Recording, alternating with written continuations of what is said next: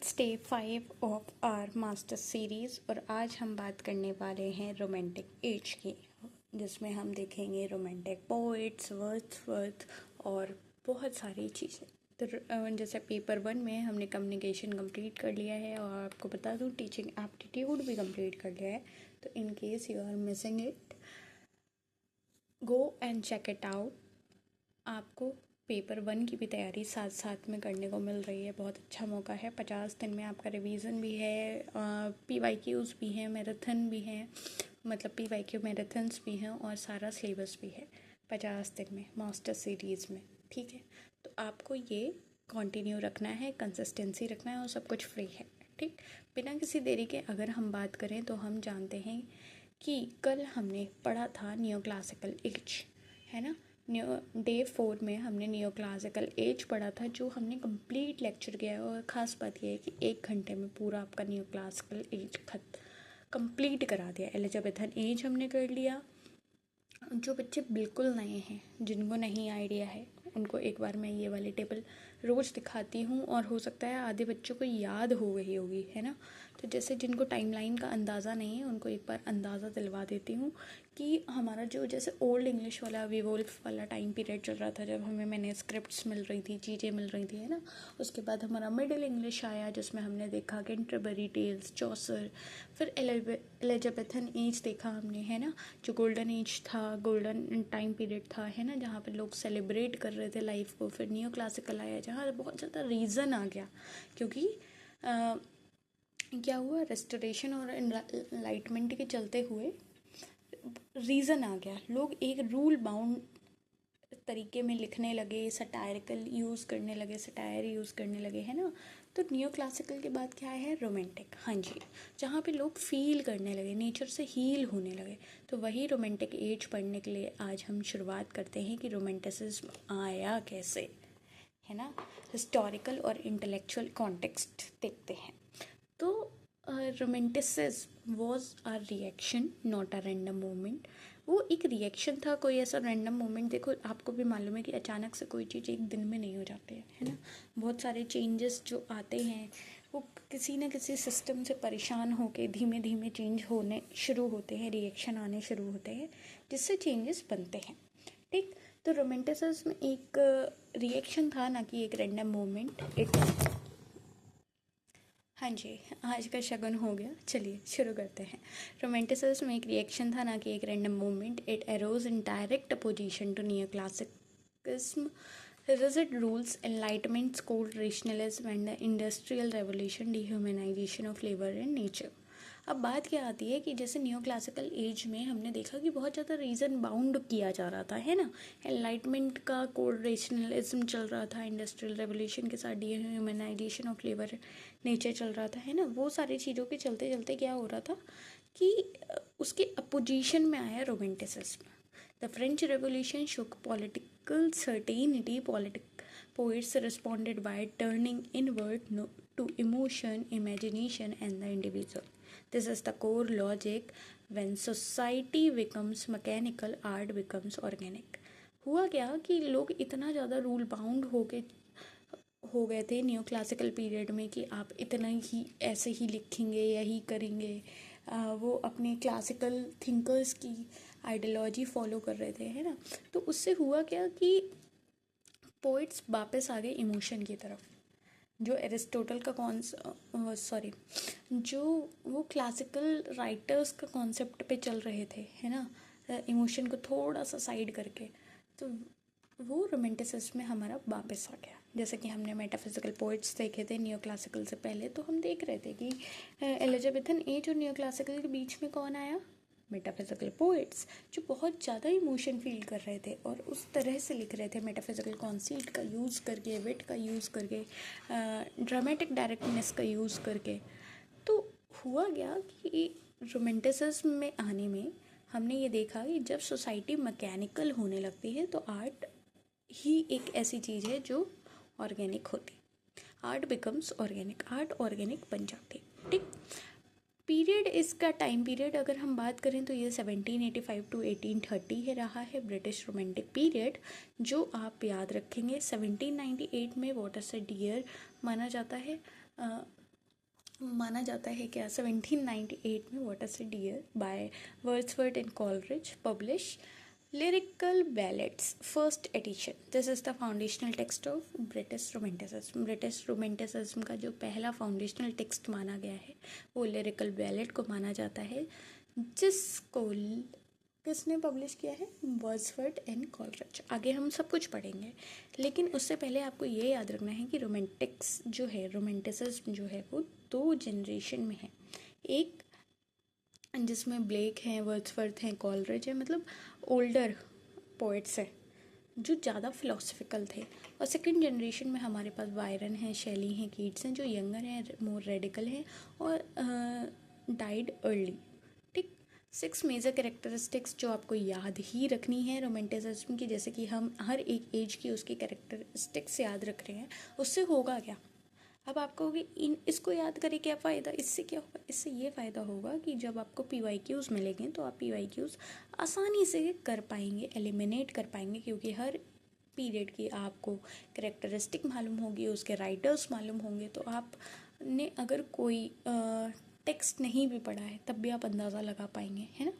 Elimination, क्योंकि literature is so vast, आप cover करते करते रह जाएंगे और एग्ज़ाम निकलते जाएंगे, है ना। तो जितना भी स्मार्टली हम चीज़ें कवर अप कर सकते हैं, रैप अप कर सकते हैं, उतना हम सारा कवर करने की कोशिश करेंगे। तो क्यों ना हम ऐसी खासियत ढूंढ लें, ऐसी चीज़ें ढूंढ लें जिससे हमको कुछ पहचान हो जाए। तो वही पहचान की 6 चीज़ें ये हैं रोमांटिसिज्म में, जिसमें इमेजिनेशन चल रही थी ओवर रीज़न। मतलब रीज़न को थोड़ा सा साइड करके हमने इमेजिनेशन को तवज्जो दे दी, और Coleridge called imagination the living power and the prime agent of all human perception. ये बात किसने कही है? The living power and the prime agent of all human perception को इमेजिनेशन के बारे में कॉलरिज ने। It's not mayor fantasy, it's the highest faculty of the mind that creates meaning from experience. सोचो कितनी अच्छी बात है ये, कितनी अच्छी बात कही है ना। इसमें तो आपको क्या याद रखना है? रोमांटिसिज्म में इमेजिनेशन को ऊपर रखा जाता था over reason. Nature is a living force, not just background scenery. Nature is animate, moral, spiritual. Wordsworth sees nature as a teacher. The pathetic fallacy Ruskin terms shows that nature reflects human emotion. Nature क्या करता है? वो human emotion को reflect करता है। That is the pathetic fallacy. ठीक, third point हमारा है कि glorification of the common man. जैसे कि जब हम बड़े बड़े लोगों की बात कर रहे थे, है ना, अपर क्लास सोसाइटी के बारे में देख रहे थे, सब कुछ देख रहे थे, तो वहाँ पे कॉमन मैन को थोड़ा डीह्यूमनाइज किया जा रहा था, है ना। तो ग्लोरिफिकेशन किया गया यहाँ पे कॉमन मैन का। Wordsworth preface to lyrical ballads, जिनके बारे में अभी हम डिटेल में भी पढ़ेंगे, explicitly argues for language of common man. Common man की आवाज़ के लिए इन्होंने आर्ग्यू किया था। Rural, humble, simple people carry authentic emotion. इन्होंने कहा था कि जो कॉमन पीपल हैं, जो कॉमन मैन हैं, वो ऑथेंटिक इमोशन कैरी करते हैं, है ना। Celebration of the individual self के बारे में भी ज़्यादा बात हो रही थी, इसीलिए आप कह सकते हो the romantic ego. The poet owns a consciousness as the subject. Byron creates the Byronic hero, which is dark, brooding and individualistic. आ रहा है ना समझ में? अब मैं टोटल हिंदी में जा रही हूँ तब भी आपको दिक्कत हो रही है, टोटल इंग्लिश में आऊँगी तब भी दिक्कत होगी। तो I want to be in the middle way, कि आपको समझ आ जाए, है ना। एक एलिमेंट जो नया इसमें जुड़ गया था वो ये जुड़ गया था, the super natural and the Gothic.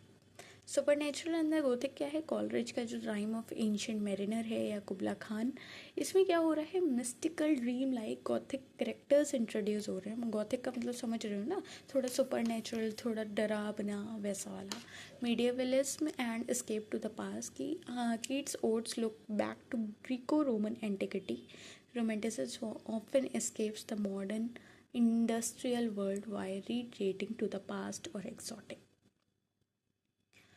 ये थोड़ा सा पास्ट में भी इस्केप कर रहा था और मीडियलिज्म में भी इस्केप कर रहा था। कीट्स के, जॉन कीट्स के जो भी हमको ओट्स देखने को मिलेंगे, उसमें आप देखोगे कहीं ना कहीं ग्रीको रोमन एंटिक्विटी के बारे में बात की जा रही है, वो थीम दिख जाती है ना। अच्छा एक बात और, जैसे कि यूट्यूब की दुनिया इतनी वास्ट है कि आपको हर एक चीज़ पे हर एक वीडियो मिलेगा, मतलब अ, कोई अंत ही नहीं है, अनंत है सब, है ना। बट मेरा जो मोटिव है और रहेगा भी, वो ये है कि आपको ऐसी चीज़ पढ़ाई जाए, सिखाई जाए जो आपको 10 जगह भागने की ज़रूरत ना पड़े, है ना। 10 जगह भागने का मतलब है कि आधी वीडियो आप इधर देख रहे हो, आधी इधर देख रहे हो, आधी इधर देख रहे हो, आधी इधर देख रहे हो, मतलब कंप्लीटली आपको समझ कुछ नहीं आ रहा है। तो मैं जितना अपनी तरफ से कर सकती हूँ उतना ये कोशिश करती हूँ कि सारा कुछ, मतलब एक टॉपिक से रिलेटेड जितना कुछ आपको प्रोवाइड कराना चाहिए एग्ज़ाम के पॉइंट ऑफ व्यू से, और वो भी ऐसा नहीं कि थ्योरी, वो भी कीवर्ड्स, जो ऐसी चीज़ें जो आपको डायरेक्ट पीवाईक्यूज़ में देखने को मिले, वो चीज़ें वो मैं करा रही हूँ। And I think this will help you a lot. I think, I believe, I can proudly से कि ये सब आपको बहुत मदद करने वाला है अगर आप कंसिस्टेंटली करते जाओगे। रोज़ आपको क्या करना है, सिर्फ आधा घंटा आपको पेपर 1 को देना है, जो हम डेली कवर अप करा रहे हैं। और आप बचा हुआ 1.5 घंटा आप पेपर 2 को दे लो। मतलब 2 घंटे तो मैं मिनिमम कह रही हूँ कि आप दे दो। मैक्सिमम तो आपके ऊपर है कि आप कितनी देर में याद कर रहे हो, क्या नहीं कर रहे हो, क्या कर रहे हो, समझ रहे हो। आप 3 करो, 4 करो, 5 करो, that's up to you, but minimum 2 घंटा दे दो। मेरे कहने से देके देख लो, हफ्ते भर भी देके देख लो, आपको चीज़ें ऐसे पूरा ओवरव्यू दिमाग में कहानी बैठ जाएगी कि अच्छा ये हुआ था, अच्छा ये हुआ था, अच्छा नियो क्लासिकल में ये चल रहा था, अच्छा एलिजाबेथन में ये चल रहा था, अच्छा रोमांटिसिज्म में ये चल रहा था, अच्छा मेटाफिजिकल पोइट में ये लोग थे, अच्छा नियो क्लासिकल में 3 फेस थे, समझ रहे हो? ऐसे करके सब कुछ बैठ जाएगा। बस जितना कह रही हूँ उतना मान लो, ठीक। इसकी मैंने कैरेक्टरिस्टिक्स आपको बता दी, आपको समझ आ गया होगा। अब हम बात कर रहे हैं Wordsworth preface to lyrical ballads, जो 1800 का वर्क है, द मैनिफेस्टो।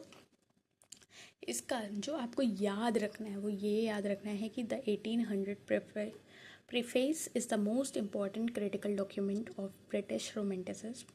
इस पर बार बार क्वेश्चन आते हैं, बार बार, मतलब अगर ये आपने अभी तक नहीं पढ़ा है तो ये आपको पढ़ना है। This is your homework, and if you want me to cover this I can, but आपको कमेंट डाउन करना पड़ेगा, ठीक है।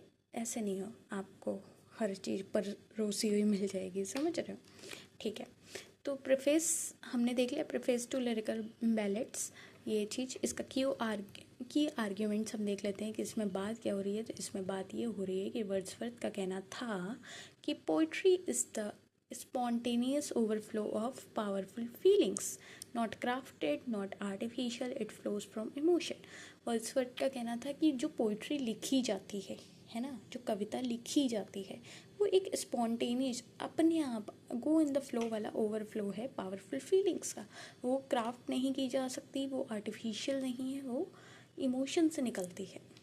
And recollected in tranquillity, recollected in tranquillity का मतलब है कि इंसान जब अकेले में एक इमोशन को बहुत ज़्यादा फील कर रहा होता है, रिलिव कर रहा होता है, तब वो लिख देता है, पन्ने में शब्दों में उतार देता है, ढाल देता है, और वहीं से बेस्ट पोइट्री निकलती है। तो emotion remembered is not the emotion felt in the moment. आपको क्या इमोशन याद रह गया और आपने क्या इमोशन फील किया, उन दो चीज़ों में बहुत अंतर है ना। अगली बात हम करेंगे language of the common man, जो हमने देखा कि इन्होंने रिजेक्ट किया था पोइटिक डिक्शन। पोइटिक डिक्शन कहाँ चल रहा था, न्यू क्लासिकल एज में चल रहा था। Elevated artificial language of 18th century, new classical में चल रहा था पोइटिक डिक्शन, कि आपको इसी रूल में चलना है। उसको रिजेक्ट करते हुए he uses ruler rustic speech because it is more philosophical, ठीक। हम्बल सब्जेक्ट मैटर, इन्होंने कॉमन लाइफ के जो इंसिडेंट्स हैं उनको लिखना सही समझा। ज़्यादा से ज़्यादा जो रूरल लाइफ थी उसको, आर मोर परमानेंटली ट्रू। इन्होंने कहा जो रियल लाइफ इंसिडेंट्स हैं जो कॉमन पीपल की लाइफ में हो रहे हैं, कॉमन लाइफ में हो रहे हैं, वो लिखना ज़्यादा बेहतर है ना, वो हमेशा ट्रू रहेंगे। The poet as man among man, the poet as man among man, no longer as an aristocratic says, the poet is a human being speaking to other human beings। मतलब इनका कहना था कि जो पोएट है वो ऐसा नहीं है कि लिख रहा है तो वो बहुत ऐसा एरिस्टोक्रेटेड सेज साधु संत महात्मा बन गया, नहीं, वो भी इंसान ही है। वो बस क्या कर रहा है कि अदर जो ह्यूमन बींग्स हैं उनके इमोशंस को भी कहीं ना कहीं मिला जुला के शब्दों में ढाल के लिख दे रहा है, ठीक है। कॉलरिज काउंटर इसमें हुआ। कॉलरिज का काउंटर क्या हुआ? कॉलरिज का काउंटर एक वर्क के थ्रू हुआ है जिसको हम कहते हैं बायोग्राफिया लिटरेरिया, जो 1817 में आया, जिसमें कॉलरिज डिसएग्री किए वर्ड्सवर्थ की लैंग्वेज के बारे में कि आप ऐसे कैसे ये लैंग्वेज यूज़ कर सकते हैं ना, इस बात से डिसएग्री किए। He argued that there is no real difference between the language of prose and metrical composition when it comes to common man. इनका कहना था कॉलरिज का कि कोई डिफरेंस है ही नहीं, जो आपकी लैंग्वेज ऑफ प्रोज है और मेट्रिकल कंपोजिशन जो चल रही थी, मीटर वाली कंपोजिशन चल रही थी ना, कि आपको इतना ही मीटर यूज़ करना है, ये करना है, वो करना है। न्यू क्लासिकल में मैंने कल सब पढ़ाया है ना, आपको पढ़ाया है ना, आपने नहीं पढ़ा है दैट्स नॉट माई फॉल्ट, मैंने पढ़ाया है आपको, और कल ही पढ़ाया है। और बेटा मैं वो चीज़ें पढ़ा रही हूँ जो आपको पेड कोर्स में मिलती हैं, आपको फ्री में मिल रही हैं तो आप पढ़ो। मैं ये नहीं कह रही हूँ कि भाई आप मेरी तारीफ़ों के पुल बांधो, मैं ये कह रही हूँ कि आप पढ़ो, समझे। तो कॉलरिज का और क्या कहना था कि इन्होंने जो कॉलरिज ने दो बातें रखी। उनका कहना था कि देखो, इमेजिनेशन के बारे में आप बात कह रहे हो वो तो ठीक है ना, इमेजिनेशन जो बात कही गई है वो तो ठीक है। पोइट्री का जो आपने कह दिया कि poetry is the spontaneous overflow powerful feeling, वो तो चलो एक पल को मान भी लेते हैं, लेकिन हम बताते हैं कि जो इमेजिनेशन होती है, जो सोचने की क्षमता होती है, जो इंसान सोचता है, वो दो तरह की होती है, एक प्राइमरी एक सेकेंडरी। प्राइमरी इमेजिनेशन में क्या है कि बेसिक ह्यूमन परसेप्शन आ जाता है, बेसिक चीज़ें जो इंसान देखता है सोचता है वो। वहीं जो सेकेंडरी इमेजिनेशन होती है वो क्रिएटिव होती है, आर्टिस्टिक होती है, इको ऑफ द फॉर्मर। वो इको होती है प्राइमरी इमेजिनेशन की। लाइक आप अगर बादल देख रहे हो और बादल के बारे में कुछ सोच रहे हो, that is basic primary imagination आपको। लेकिन उस बादल के बारे में सोचते हुए आपको कुछ ऐसा क्रिएटिवली कुछ आपने ऐसा सोच लिया, लाइक डैट इज़ लाइक आपने कुछ कविता बना दी, है ना, कुछ आर्टिस्टिक वे में सोच लिया, आपको वो बादल किसी शेप के लग गए, उस शेप से आपने कोई कहानी निकाल दी, समझो, that is secondary imagination. And fancy क्या है? Merely mechanical association of ideas lower than imagination. जो फेंसी है मतलब जो हम फेंसीफुलनेस यूज़ कर रहे हैं, सजावट, वो इमेजिनेशन से लोअर लेवल पे आती है, ठीक। This imagination versus fancy distinction is a very high exam point, और आपको ये याद रखना है, ठीक। समझ तो आ गया ना। चलो अब हम देखते हैं कि रोमांटिक कॉन्सेप्ट ऑफ नेचर क्या था।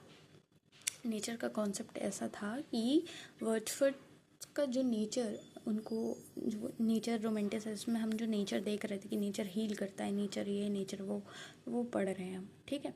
वर्ड्सवर्थ नेचर, जिसमें हम बात कर रहे हैं pantheism. For Wordsworth nature is a quasi divine almost God like. पहली बात तो नेचर क्या है? वही गॉड लाइक है, वही भगवान स्वरूप है। In his work, Tintern Away, he calls it a presence that disturbs me with the joy of elevated thoughts। इन्होंने नेचर को क्या कहा है कि ये एक ऐसी नेचर की प्रेजेंस जो है वो ऐसी प्रेजेंस है जो मुझे डिस्टर्ब करती है, और किस वे में? With the Joy of elevated thoughts, जो मेरे को उच्च विचार आते हैं, अच्छे विचार आते हैं, उसका जो उल्लास मैं महसूस करता हूँ, ठीक। This is pantheism that God exist in all of nature. उनका कहना है कि गॉड हर जगह है नेचर में। Nature educates, heals and morally develops the human soul. जैसे आपने भी महसूस किया होगा, मैं आपको अगर आप थोड़ा सा भी नेचर लवर होंगे, आप सेल्फ लव जान रहे होंगे, चीज़ें जान रहे होंगे, तो आपने महसूस किया होगा जब भी आपको ज़्यादा परेशानी हो, ओवर थिंकिंग हो, जो भी चीज़ें हो, तो आप चुपचाप खुली हवा में, जहाँ भी आपको साफ लगे, गार्डन में, जहाँ भी, आप बस जाकर नंगे पाँव, है ना, आप ग्राउंड को टच कर लो। बस आप ग्राउंड को टच करके बैठ जाओ। आप अपने आसपास के नेचर को ऑब्जर्व करो, टच करो, फील करो, और आप देखो आप कैसे हील होगे। आप एजुकेट भी हो जाओगे। ट्रस्ट मी, आज भी ये बात सच है। आप ऐसा करके देखना, अगर आपने आज तक ये चीज़ें महसूस नहीं की हैं। वैसे मुझे लगता है महसूस की होंगी। नेचर एजुकेट्स, मतलब आपको वहाँ बैठे बैठे ऐसी चीज़ें, थॉट्स दिमाग में आ जाएंगी कि आपको लगेगा अच्छा ये बात यहाँ इंटरकनेक्टेड है, अच्छा इसका ये मतलब हुआ। समझ रहे हो? तो नेचर असल में, nature educates, heels, morally develops the human soul. The child in the prelude grows spiritually through the spots of time in nature. Prelude पढ़ा है, नहीं पढ़ा है, बताओ मुझे। पढ़ा है? नहीं पढ़ा हो तो बताओ, नहीं पढ़ा हो तो पढ़ लेना, ठीक है। कीट्स का नेचर क्या था? वर्ड्सवर्थ का नेचर के रिलेटेड क्या बात थी? पेंथनेस, ठीक। कीट्स के नेचर के रिलेटेड क्या बात है? सेंसुअसनेस की, सेंस, जो आप सेंस कर रहे हो, है ना, sensuousness. Keats approach nature through the senses, luxuriant rich imagery, his ode to autumn is a sensory feast. इनके वर्क में ही आपको झलक दिख जाती है कि आप चीज़ें सेंस कर लोगे, है ना। He develops the idea of negative capability. Negative capability एक ऐसा की वर्ड है जो आपको पूरे एग्ज़ाम में देखने को मिलेगा ही मिलेगा। समझ रहे हो? कोई भी पीवाई क्यू उठा के देखो आप और फिर सोचो। नेगेटिव कैपेबिलिटी क्या होती है? The ability to remain in uncertainties, mysteries, doubt without any irritable reaching after fact and reason. Nature for Keats is not moral but beautiful. Keats जैसे वर्ड्सवर्थ के लिए बहुत मॉरल, ऐसा हीलिंग नेचर था, है ना, कि नेचर हील करता है, एजुकेट करता है और हमारे में मॉरल डेवलप करता है ना। बट कीट्स में क्या था? वो सेंसरी था कि नेचर बहुत ब्यूटीफुल है, बहुत अच्छा है, हमारे सेंसेस इससे जगते हैं, इससे रिच इमेजरी आती है ना। और इन्होंने किसका आइडिया था? नेगेटिव कैपेबिलिटी का। नेगेटिव कैपेबिलिटी क्या होती है कि the ability to remain in uncertainties. आप अनसर्टेनिटीज़, मिस्ट्रीज, डाउट्स में रह जाते हो, रहने लगते हो, without any irritable reaching after fact and reason. आपको वहाँ पे मतलब इतनी दिक्कत भी नहीं होती है ना। आप फैक्ट और रीज़न के जानने के बाद भी आप उतना केपेबल हो जाते हो, ठीक है।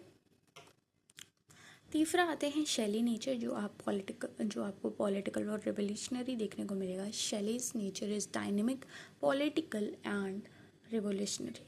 इन ode to the west wind, the wind is described as a destructive creative force of revolution. इन्होंने पॉलिटिकल वे में देखा है नेचर को, है ना, as a destroyer and a preserver. Shelley links natural change to political change. Nature embodies the romantic ideal of radical freedom. तो आपको इन तीनों पोइट के अलग अलग कॉन्सेप्ट ऑफ नेचर समझ में आ गए होंगे। ये बहुत डेप्थ एनालिसिस वाली चीज़ें हैं जो आपको समझनी हैं। यहीं से आपको क्वेश्चन पकड़ में आएंगे, समझ रहे हो? अभी आपको भले ही समझ में ना आए, लेकिन अभी जब मैं PYQs कराऊंगी तब आप देखोगे, ठीक। द बायरनिक हीरो एक ऐसा कॉन्सेप्ट जो पूछा जाता है ना। द बायरनिक हीरो का मतलब क्या हुआ, पहले ये समझते हैं। The Byronic hero is one of the romanticism's most lasting literary creation, originating in the Byron's Childe Harold Pilgrimage and the Manfred. The Byronic hero is dark, mysterious, intelligent, rebellious against the social norms, emotionally tormented, sexually attractive, yet deeply flawed. He is the anti-hero long before the term existed. His lineage extends to Heathcliff, that is Bronte, Rochester, Raskolnikov, oh, okay, and even modern anti-heroes. देखो मैं बताती हूँ आपको। बायरनिक hero आप ऐसा समझ सकते हो कि एक ऐसा जो डार्क भी है, मिस्टीरियस भी, इंटेलिजेंट भी, रिवेलियस भी है सोशल नॉर्म्स को लेके, और इमोशनली टॉर्मेंटेड भी है, कहीं ना कहीं सेक्सुअली अट्रैक्टिव भी है, लेकिन वो डीपली फ्लॉड है। मतलब उसमें खामियां बहुत हैं, समझ रहे हो? आप एंटी हीरो की तरह इसको समझ सकते हो। जैसे आपको मैं बताऊं कि हेथक्लिफ आप जब देखोगे, डॉस्टोयेव्स्की के बारे में जो जो जानता है ना, क्राइम एंड पनिशमेंट जानते हो? नहीं जानते हो? अच्छा, डॉस्टोयेव्स्की के बारे में अगर आप वैसे पढ़ना चाहते हो, मतलब वैसे अगर आप जानना चाहते हो, तो एक बार कमेंट डाउन करना। I will suggest you one series. Series is like, आप डॉक्यूमेंट्री कह सकते हो, जो भी कह सकते हो। It's like a 5-6 minute episode that I will suggest you. If you want to know, you can ask me in the comment box. तो बात क्या है? बात ये है कि आप बायरनिक हीरो को आप ऐसा मान सकते हो कि ये रोमांटिसिज्म से रिलेटेड है और लास्टिंग लिटरेरी क्रिएशन है, ठीक, जो बहुत आपको देखने को मिलेगी। ये कहाँ आप देखोगे? स्टार्टिंग ये देखोगे आप इनके जो बायरन्स का जो वर्क है, चिल्डे, हेरोल्ड्स पिलग्रिमेज और मैनफ्रेड, उसमें देखोगे। तो बायरन एक हीरो आपको समझ में आ गया कि जिसमें खामियां भी बहुत है, लेकिन वो कहीं ना कहीं होशियार भी है, रिवेलियस भी है, सोशल नॉर्म्स को लेके मिस्टीरियस भी है और डार्क भी है, ठीक, इमोशनली टॉर्मेंटेड भी है, ठीक। ये एंटी हीरो टाइप है, आप समझ गए? अब डॉस्टोयेव्स्की के जो वर्क हैं उनमें इनको देखने को मिला है, मतलब क्राइम एंड पनिशमेंट हो गया, उसमें इस कैरेक्टर में देखने को मिला है ना। आपको हेथक्लिफ या रोचेस्टर ऐसा इनके कैरेक्टर्स में मिला है, आप एंटी हीरो समझ लो, ठीक। अब देखो, एक फ्लो चार्ट हमारे पास ये कहता है कि नियो क्लासिज्म में रूल रीज़न ऑर्डर बहुत था, उसका रिएक्शन ये हुआ कि हमारे पास रोमांटिसिज्म आई जिसमें इमोशन और इमेजिनेशन को हम तवज्जो दे रहे थे, चीज़ें चल रही थी। और ये ट्रिगर कैसे हुई? ये ट्रिगर हुई हमारे फ्रेंच रेवोल्यूशन और इंडस्ट्री रेवोल्यूशन से। फिर इसमें आए हमारे लिरिकल बैलेड 1798 में, है ना, जो हमारे को ले गए आगे की तरफ फर्स्ट जनरेशन रोमांटिक्स में, जिसमें हम ब्लेक, वर्ड्सवर्थ, कॉलरिज को देखेंगे, और फिर वो हमें आगे जाके हम देखेंगे सेकंड जनरेशन रोमांटिक्स, जिसमें बायरन, शेली, कीट्स, ठीक।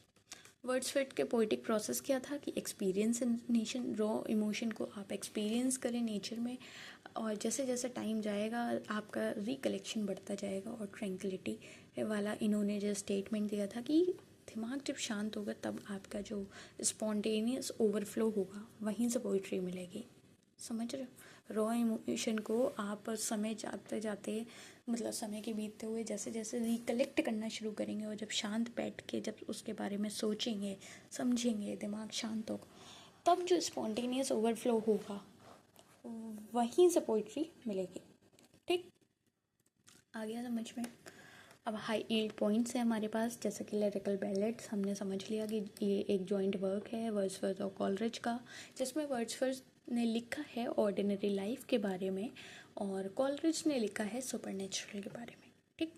स्पॉट्स ऑफ टाइम में हमने देखा कि ये वर्ड्सवर्थ कॉन्सेप्ट है, जिसमें आप द प्रील्यूड में देख सकते हो significant moment in the childhood that shaped adult consciousness. मतलब टाइम का खेल जो है कि टाइम के साथ चीज़ें कैसे बदल रही हैं, क्या नहीं है, वो सारी चीज़ें। निगेटिव कैपेबिलिटी जो मैंने बताया कि इट्स का टर्म है, वो the poet's capacity to live in mystery without irritably seeking rational answer. Without seeking rational answer एक पोइट की कैपेसिटी, कैपेबिलिटी उस मिस्ट्री में रहने की, समझ। इमेजिनेशन और फैंसी जो मैंने कहा आता ही आता है। Coleridge distinction in Biographia Literaria, जिसमें इमेजिनेशन को हमने क्रिएटिव कहा है, ऑर्गेनिक कहा है, और फैंसी को हमने मैकेनिकल और एसोसिएटिव कहा है। ऑर्गेनिक फॉर्म क्या होती है? ऑर्गेनिक फॉर्म ये होती है कि कॉलरिज ने ये बात जर्मन रोमांटिसिज्म से ली थी और इसको बताया था कि it this form grows from with in like a plant, not impose from outside like a machine. जैसे पौधा जड़ से निकलता है ना, ऑर्गेनिक फॉर्म में अपने आप से निकलता है, वैसे ये नहीं कि ऊपर से कुछ फूल लगा दिए, समझ रहे हो वो वाली बात। तो रोमांटिक सबलाइम पहली बात क्या है कि द फीलिंग ऑफ ऑ या terror in the face of overwhelming natural power, जैसे आप नेचर रिलेटेड माउंटेन या स्टॉर्म या ओशियन, ऐसी चीज़ में आप या तो बहुत ज़्यादा सहम जाओ या बहुत ज़्यादा खुश हो जाओ, वो वाली सब लाइन आपको कुछ फील हो रहा है, समझ रहे हो। फिलोसफिकल इंक्वायरी जो 1757 का वर्क है उसमें सब लाइन को बहुत अच्छे से डिफाइन किया गया है। ब्लेक्स का जो कॉन्ट्ररी स्टेट्स है उसमें हम देख रहे हैं songs of innocence and experience, जिसमें हम देख रहे हैं इनोसेंस में चाइल्डहुड और नेविटी वर्सेस एक्सपीरियंस में हम देख रहे हैं कैसे करप्शन, सोशल ऑपरेशन और वो सारी चीज़ें आ रही थी। Not a simple good versus evil binary. Okay, Keats के ओड्स जो हम देखेंगे, ode of to a nightingale, ये थोड़ा सा डिटेल में भी अभी हम देखेंगे, है ना। अभी तो हम आपको बताते जा रहे हैं, समझ रहे हो। इनका कहना था कि beauty is truth, truth beauty. इनके बारे में अभी हम और देखेंगे, ठीक है। Shelley's defence of poetry, Shelley defence of poetry में वो कहते हैं कि poet are the unacknowledged legislators of the world published posthumously, कि समझ गए ना, ये आता है। पोइट्स कौन है? अनएक्नॉलेज्ड लेजिस्लेचर्स हैं दुनिया के, जिनका काम उनके मर जाने के बाद पब्लिश किया जाता है। ये उनने अपने डिफेंस ऑफ पोइट्री में कहा था। गोथिक रोमांटिसिज्म जिसमें मैरी शेली आती हैं, फ्रैंकेस्टीन मुझे लगता है आपने पढ़ा ही होगा, अगर नहीं पढ़ा है तो देखा होगा, इसकी वेब सीरीज़ देखी होगी, कुछ कुछ तो देखा होगा ना फ्रैंकेस्टीन। अगर नहीं देखा है तो कोई बात नहीं, मैं बता देती हूँ। इसमें आप इसको as a gothic romantic text की तरह आप पढ़ सकते हो, है ना। और ये फर्स्ट साइंस फिक्शन की तरह माना जाता है। इसमें विक्टर जो होता है वो क्या करता है, एक साइंटिस्ट होता है, और वो क्या करता है, एक रोबोट बना देता है, रोबोट या फिर एक इंसान को डेड बॉडी के पार्ट्स जोड़ जोड़ के बना देता है, जो बाद में डिस्ट्रक्शन, मतलब it's something like Gothic, okay, and experimental. अगली चीज़ अगर हम देखें तो हम देखेंगे कि इनका 6 मेजर रोमांटिक पोइट्स हैं हमारे पास। जस्ट अ मिनट, हाँ, हमारे पास 6 मेजर रोमांटिक पोइट्स हैं जिनके बारे में हमें पढ़ना है। पहले हमारे विलियम ब्लेक, जो फर्स्ट जनरेशन के हैं, जिनके हमें देखना है songs of innocence, experience, tiger और मिल्टन।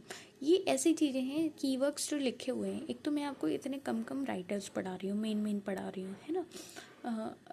मतलब जो हाई ROI वाले हैं वो पढ़ा रही हूँ, उसमें भी आप इनके कीवर्ड्स, ऐसे 3 कीवर्ड्स भी अगर नहीं जान रहे हैं तो आप क्या जान रहे हैं। तो आपको थोड़ा सा टाइम अपने आप को देना है और ये चीज़ें जाननी है। अपने आउट ऑफ इंटरेस्ट से चीज़ें जानने की कोशिश किया करो, है ना। अगर मैं इनका कोर थीम की बात करूं तो हमारे पास है कॉन्ट्रेरी स्टेट्स, प्रोफेटिक विजन और एंटी इंडस्ट्रियलिज्म। जैसे कि मैंने ये कहा था कि ये ज़्यादा फिलोसफिकल हैं क्योंकि फर्स्ट जनरेशन के हैं, है ना। तो इसलिए इनका ये थीम रहा है। इसकी ट्रिक आप ऐसे याद रख सकते हैं कि ये प्री रोमांटिक कहे गए हैं, जिससे आप कंफ्यूज ना हो। अगली बात हम कर रहे हैं फर्स्ट जनरेशन के वर्ड्सवर्थ की, जिनका प्रिल्यूड है, टेंट्रेनेवे है, माइकल इमॉर्टैलिटी है और ओड है, ठीक, इमॉर्टैलिटी ओड है, ठीक है। जिसमें नेचर एज अ टीचर, पेंथेसिस और कॉमन मैन, ये 3 इनकी थीम रही हैं, जिनके बारे में अभी हम डिस्कस करके आ रहे हैं। आप ऐसे प्रिफेस की तरह याद कर सकते हैं ये रोमांटिक मैनिफेस्टो। कॉलरिज की वहीं बात करूँ, ये भी फर्स्ट जनरेशन के हैं, जहाँ rhyme of ancient mariner, कुबला Khan और क्रिस्टेबल की बात आती है, जो रिलेटेड है अपनी theme supernatural, imagination versus fancy, organic form. Imagination इनने प्राइमरी और सेकेंडरी बताई थी। ऐसे खुद से सोचो, प्राइमरी में क्या था, सेकेंडरी में क्या था, और इनका वर्क क्या था, बायोग्राफिया, लिटरेरिया, क्रिटिकल थ्योरी, जो मेन है। बायरन जो सेकंड जनरेशन के थे, जिन्हें आप कह सकते हैं जिसमें हमने इनकी थीम क्या देखी थी, बायरनिक हीरो, पॉलिटिकल रिवेलियन, सटायर, और डॉन जुआन जो मतलब आप ऐसे समझिए जो सटायरिकल है ना। वहीं आप मिनफ्रेड और शेल्डे हेरोल्ड भी देखते हैं। शेले की अगर मैं बात करूँ तो ये भी सेकेंड जनरेशन के हैं, जहाँ पे ode to west wind, Ozymandias, Prometheus, unbound, ये आप देखने को मिलती है। इसकी थीम जो है पॉलिटिकल है, रेडिकलिज्म है, आइडलिज्म है, एथिज्म है। आप इनको याद रखिए कि डिफेंस ऑफ पोइट्री, ठीक। जैसे डिफेंस ऑफ पोइट्री पब्लिश की गई थी पोस्टमसली, वैसे करके याद रखिए। क्यों याद रखिए? जैसे कि मैंने अभी आपको बताया था कि मैं इनका जो शैली का डिफेंस पोइट्री, इसमें क्या कहना था कि poets are unacknowledged legislators of world. ये बात आपको याद रखनी है, ठीक।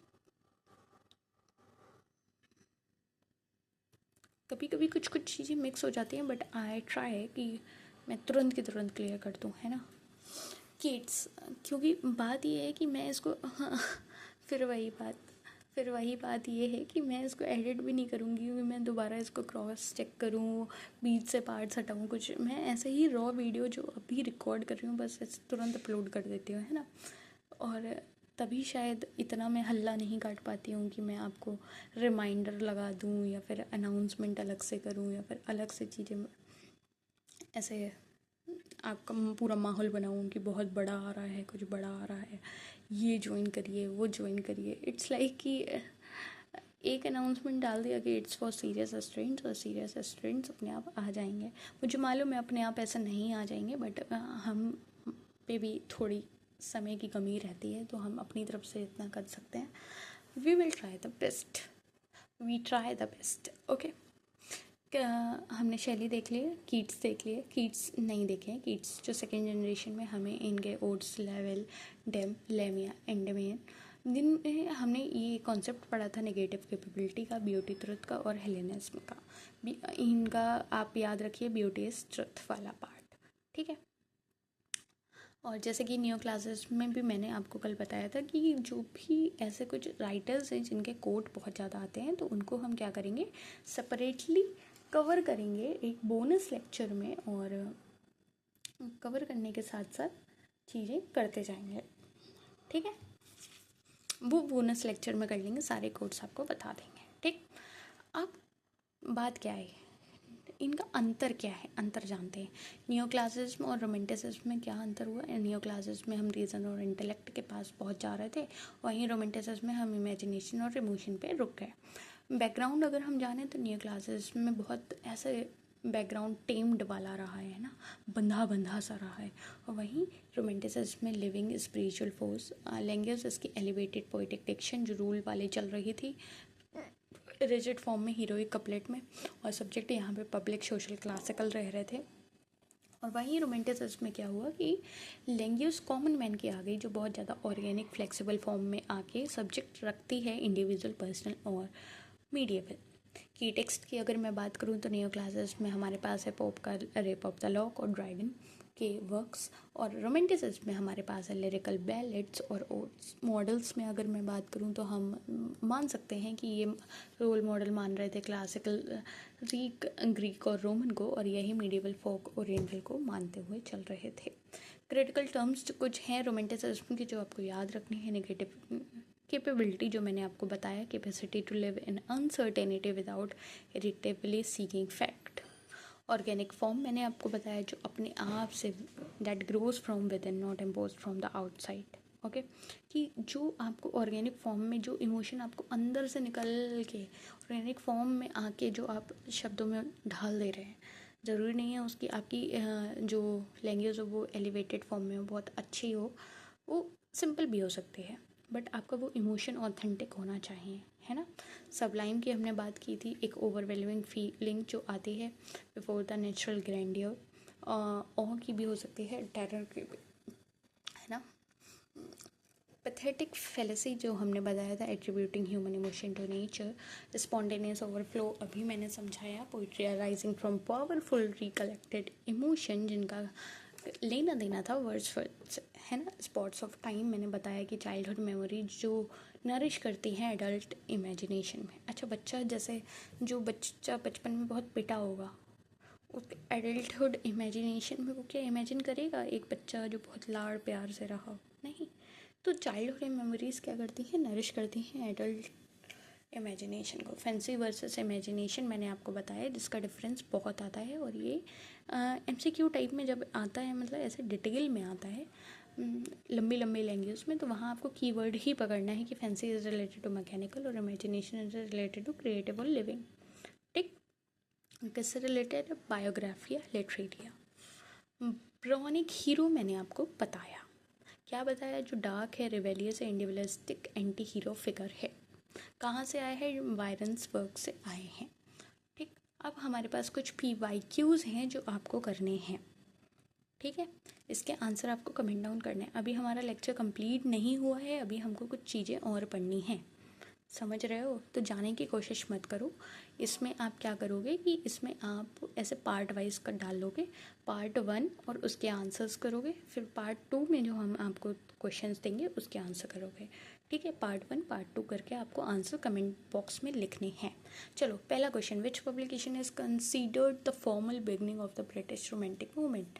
ये तो आपको पता ही है, जल्दी बताओ बताओ बताओ, कमेंट डाउन करो, वीडियो पॉज करो, फटाफट से कमेंट डाउन करो। अगला क्वेश्चन हमारे पास है, in his preface to lyrical ballad words for define poetry S.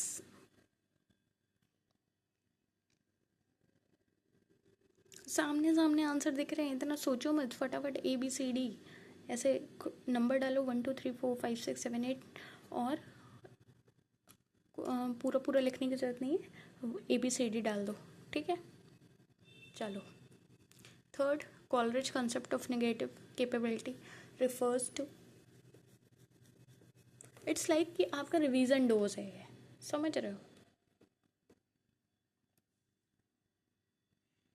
In Biographia Literaria Coleridge distinguishes between imagination and fancy, which statement is correct? ऐसे ऐसे मैं कह रही हूँ कि ऐसे क्वेश्चंस आते हैं, समझ रहे हो? इसके आंसर चाहिए मेरे को, गलत हो सही हो कोई बात नहीं, मैं हूँ बताने को, मैं हूँ समझाने को। आप आंसर तो करो, मुझे तो भी पता लगे आपकी प्रोग्रेस, आप कितना समझ रहे हो। Fifth question, which of the following is the correct chronological order of romantic poets worth? अभी तक कोई ध्यान नहीं दिया होगा, अब जब क्वेश्चन आ गया तो ध्यान पहुंचा होगा, अच्छा ये भी था और ये पढ़ाया है मैंने। चलो आंसर दो। थर्ड, वो sixth, Shelley wrote poets are unacknowledged legislator of the world in which work? बताओ कौन से वर्क में लिखा है ऐसा? The concept of romantic sublime as an aesthetic category was first systematically developed by, बताओ। अब जो इसमें थोड़ा सा भी दिमाग लगा लेगा ना, वो एलिमिनेशन करके दो तो ऑप्शन ऐसे ही हटा देगा, दो बचेंगे और दो में भी उसको एक तो पता ही है। फटाफट से करो, मेरे को और भी पढ़ाना है, जल्दी इसी लेक्चर में और पढ़ाना है। असर्शन रीजन टाइप में Blake's song of innocence and experience present a binary of childhood purity versus adult corruption, और रीज़न इसका दे रखा है, Blake believed innocence and experience were mutually exclusive states.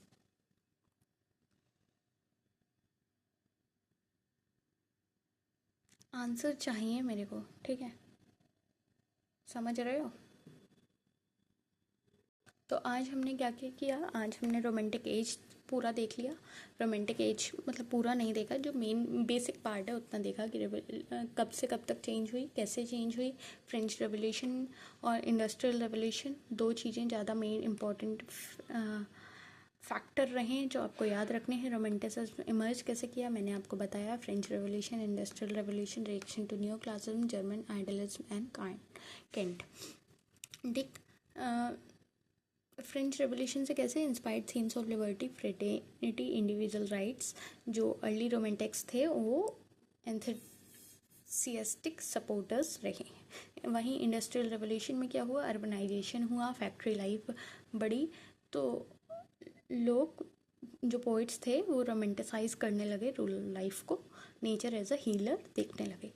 New classicism का एज अ रिएक्शन ये romanticism आया था, जैसे कि अगस्तिन एज बहुत रीज़न, डेकोरम, सोशल ऑर्डर की तरफ जा रही थी, वहीं रोमांटिक्स क्या किए, सब्जेक्टिविटी, पैशन और इमेजिनेशन के साथ आगे बढ़ गए।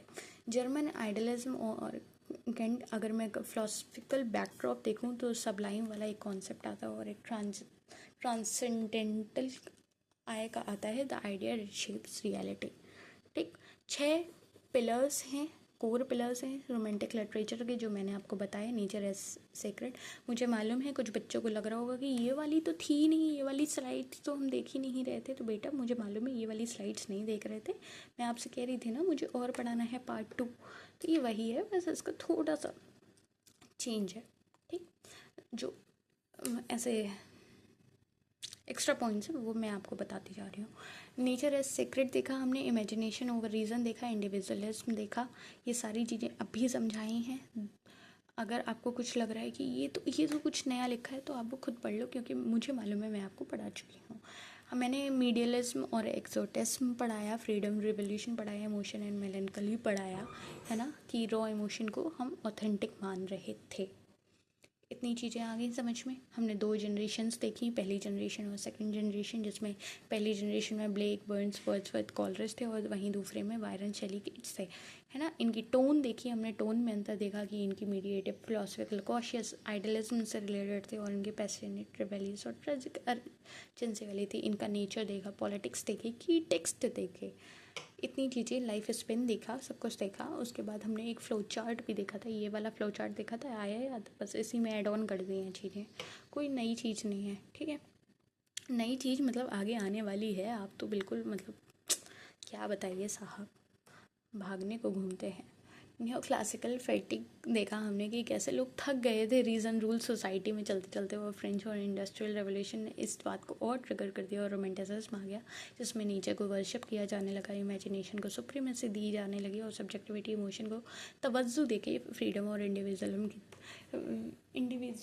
की तरफ चल दिया है। इससे इन्फ्लुएंस क्या हुआ, इससे इन्फ्लुएंस होकर विक्टोरियन पोइट्री आई, जो हम बाद में कल पढ़ेंगे, और बाद में अमेरिकन ट्रांसडेंटलिज्म भी आया, और 20th सेंचुरी में सिंबलिज्म और मॉडर्निज्म भी देखने को मिला। अगली बात अगर हम देखें, पार्ट बी जो मेन है, जो हम कह रहे थे कि हमको ये पढ़ाना है, वो ये पढ़ाना है विलियम वर्ड्सवर्थ के बारे में, आपको डिटेल में पढ़ाना है। क्या डिटेल में पढ़ाना है, मतलब उतना ज़्यादा भी नहीं है, बट है।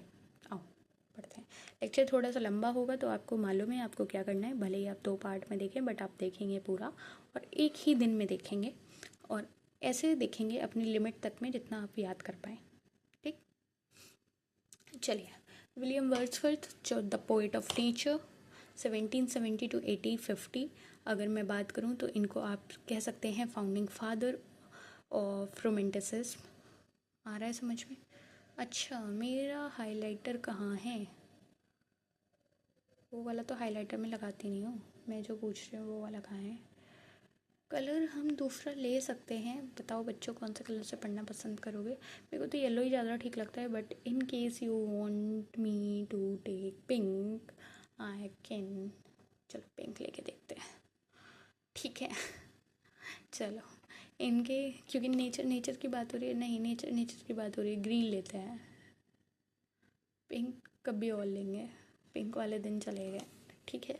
विलियम वर्ड्सवर्थ की अगर मैं बात करूँ तो इनके कीवर्ड्स आपको याद रखने हैं, lyrical ballads, the prelude, Tintern Abbey और ओड, जो intimations of immortality, the soul, solitary reaper, resolution and independence. इनकी अगर मैं बात करूँ तो Wordsworth is the anchor of British romanticism, his collaboration with Coleridge in lyrical ballad is the formal birth certificate of romantic movement in England. तो birth certificate क्या है? Lyrical ballad, किसका? रोमांटिक एज का। ठीक, लिरिकल बैलेट। अब हम देखते हैं द मैनिफेस्टो डॉक्यूमेंट। इसमें ऐसी खासियत क्या थी? इसमें खासियत ये थी कि एक कोलैबोरेशन था, किनका? वर्ड्सवर्थ और कॉलरिज का। मतलब समझ रहे, ये लोग तब से कोलैब कर रहे हैं, तुम लोग तो अब वो डील्स ढूंढ रहे हो कोलैब करने के लिए, कि मुझे कोई मिल जाए डील, किसी ब्रांड डील मिल जाए, समझ रहे हो, ये तब से कोलैब कर रहे हैं। वर्ड्सवर्थ कंट्रीब्यूटेड मोस्ट पोएम्स, इन्होंने बहुत ज़्यादा कंट्रीब्यूट किया है बहुत सारी पोएम्स में, और कॉलरिज ने कंट्रीब्यूट किया है the Rime of ancient mariner में। 1800 में जो प्रीफेस आया था, जो बाद में ऐड किया गया है, वो रियल मैनिफेस्टो था, जो डिफाइन कर रहा था रोमांटिक पॉलिटिक्स को, और ये प्रीफेस वाला पार्ट बहुत आता है। तो अगर अभी तक आपने ये लिरिकल बैलेट्स नहीं पढ़ा है, या प्रीफेस टू लिरिकल बैलेट्स नहीं पढ़ा है, बेटा आपको पढ़ना है, ये आपका होमवर्क है, ठीक है। कहाँ से पढ़ना है? मेरे से पढ़ना हो तो मेरे को कमेंट डाउन कर दो, अभी एग्ज़ाम में दिन है, मैं पढ़ा दूँगी। अगर मेरे से नहीं पढ़ना तो यूट्यूब की दुनिया आपके लिए खुली हुई है, आप उसमें डुबकी लगाइए और जो भी आपको ऐसा लगे कि इसमें मोती हैं वो वाली सीप उठा के देख लीजिए, समझ रहे हैं। चलिए, कोर डिक्लेरेशन क्या हुआ था इसमें, ये डिक्लेयर हुआ था कि पोइट्री जो है वो स्पॉन्टेनियस ओवरफ्लो है पावरफुल फीलिंग्स की। ये चीज़ें अभी मैंने आपको पार्ट 1 में थोड़ी थोड़ी बताई हैं। मैं कोशिश करूँगी कि इसको कवर अप करते हुए एक बार फटाफट से रिवाइंड किया जाए, ठीक। That take its origin from emotion recollected and tranquillity. ये ट्रैंक्विलिटी वाली बात आ गई, खुश हो गए, ठीक है। कॉमनवेल्थ लैंग्वेज अभी हम पढ़ के आ रहे हैं कि कैसे language really used by main, कैसे हमने यूज़ करी उस बात को। 2 पार्ट डिवीज़न भी देखा हमने कि Wordsworth poem deal with the super natural everyday life और Coleridge's deal with making the super natural believable, ठीक। इनकी कोर फिलॉसफी एक बार देख लेते हैं। कोर फिलॉसफी ऐसी थी कि इनका कहना था nature as a moral teacher, spots of time, emotion recollected and tranquillity और पेंथनेस। यही तो हम डिटेल में देख के आए हैं, बस ये टेबल नहीं थी, उस सीधा सीधा लिखा हुआ था। ये टेबल है, आप पढ़ लो एक बार, वीडियो पॉज करो एक बार पढ़ लो, आपको ना क्लियर हो जाए तो कह देना। ग्रोथ ऑफ पोइट्स माइंड, ये बात और थी, बस इतनी सी बात थी जो आपको समझ आ गई।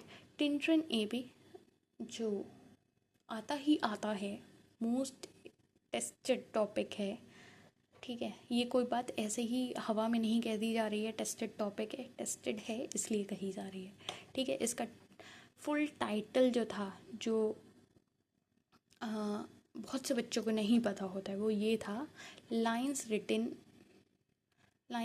अ few miles above Tintern abbey 1798, ठीक। फॉर्म क्या रही है इसमें, ये ब्लैंक वर्स के फॉर्म में रहा है। 159 लाइंस रही हैं, कोई भी राइम नहीं था। Mimicking natural speech and thought flow. Structure क्या रहा है, reflects on 2 visits two way valley, जो 2 विजिट की गई थी इस वैली में उसका, और 5 साल का इसमें गैप रहा था जो कैप्चर किया था ग्रोथ को। कितने साल का रहा था, 5 साल का, ठीक। 3 स्टेजेस रही हैं नेचर के रिलेशनशिप के साथ।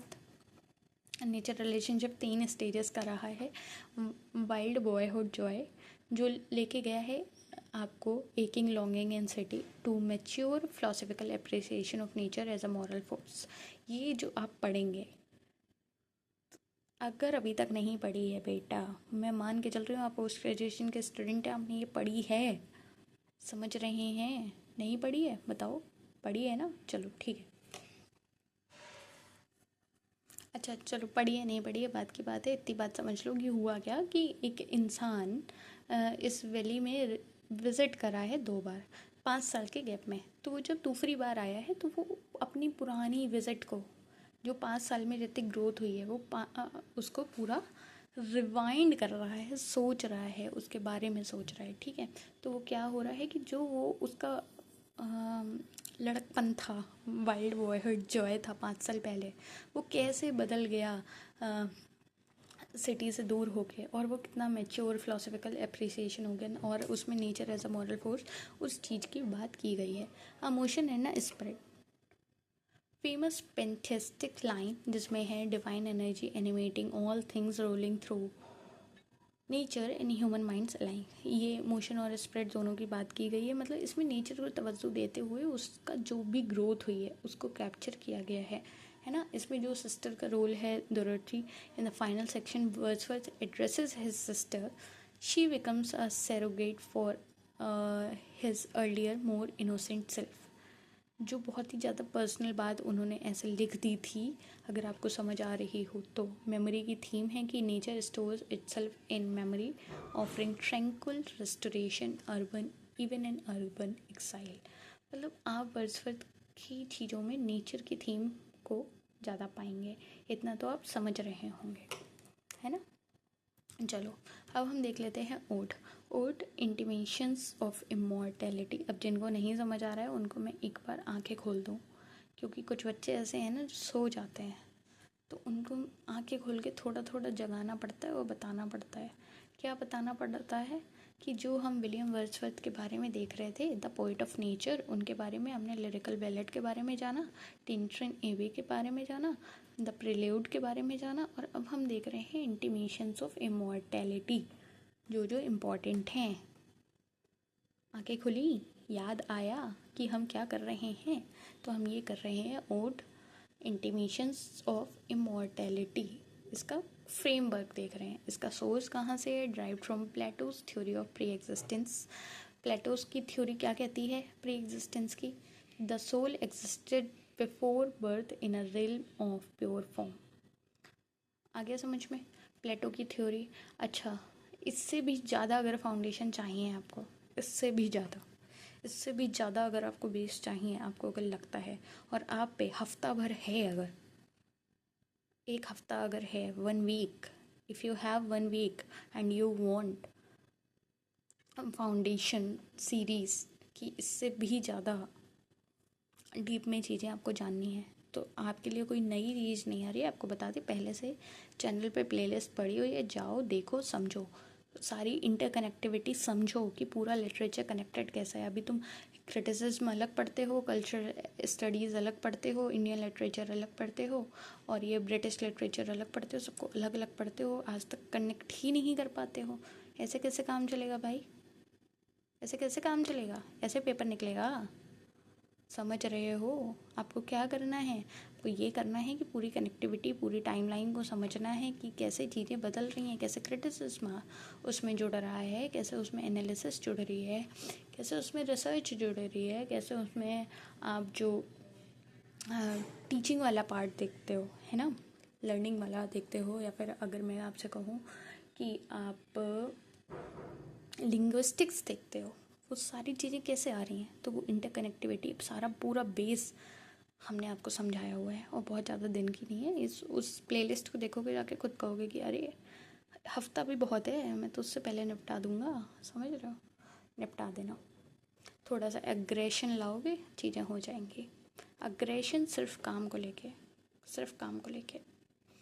सेंट्रल आर्ग्यूमेंट क्या रहा है इसमें? रहा है कि children come trailing clouds of glory, that is innate celestial memory. एक सेलेस्टियल मेमोरी की बात इसमें हो रही है ना, कि as we grow this divine vision fades, shades of the present house begin to close upon the growing boy. ये पढ़ी है नहीं पढ़ी है, या मैं बस ऐसे ही पढ़ा रही हूँ आपको? यार आप तो अच्छे बच्चे हो ना, अच्छे बच्चे भी अगर नहीं हो कोई बात नहीं, आप तो पोस्ट ग्रेजुएशन के तो बच्चे हो ना, तो आपने इतना तो पढ़ा होगा ना, या बिल्कुल ही स्टैंडर्ड गिरा दोगे? Loss and compensation, we loss primal wonder but gain philosophical mind. हम प्राइमल वंडर खो देते हैं, है ना, जैसे बचपन वाली चीज़, हम अपना बचपना खो देते हैं, बट हम क्या गेन कर लेते हैं? हम फिलोसफिक माइंड गेन कर लेते हैं, जिसमें हम बहुत ज़्यादा मैच्योर होते हैं, और विजडम एज अ कंसोलेशन हमें मिल रही होती है। इसका स्ट्रक्चर क्या रहा है? इसमें 11 स्टेंजास रहे हैं। First 4 express love, stanzas 5 to 8 explain pre-existence theory, and 9 to 11 offer philosophical consolation। ठीक, एग्ज़ाम के लिए आपको क्या नोट करना है कि the child is the father of the man, from Wordsworth. My heart leaps up is the epigraph for this ode. ये बहुत पूछा गया है, तो इस बात को, इस लाइन को याद रखना, ठीक है?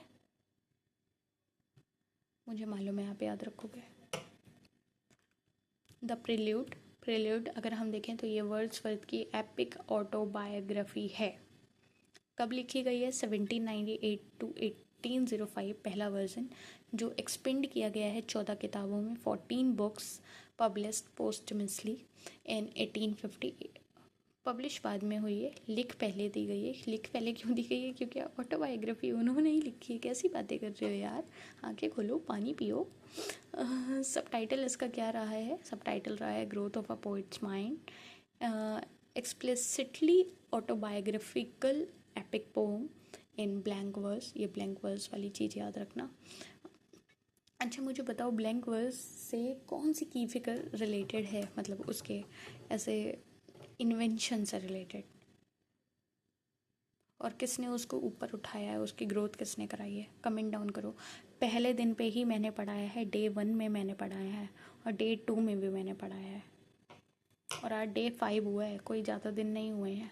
समझ रहे हो? कहाँ है दिमाग? कमेंट डाउन करो। मैं देखूँ तैयारी चल कैसी रही है। मैं तो बहुत अच्छे से करा रही हूँ, आपकी कैसी चल रही है?